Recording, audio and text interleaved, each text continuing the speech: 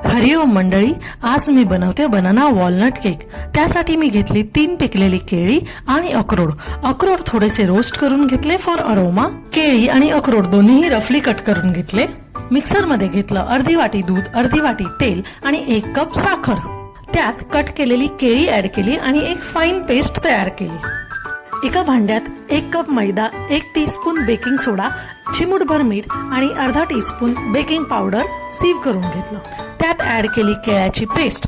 गुठळी न ठेवता हे मिश्रण नीट मिक्स करून घेतलं। इथे मी व्हॅनिला इसेन्स न टाकता घरची वेलची पूड टाकली।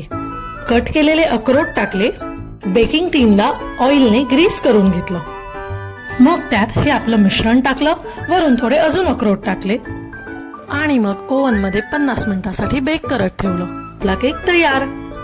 व्हिडिओ आवडल्यास आपल्या चॅनलला नक्की सबस्क्राईब करा। अंबज्ञ।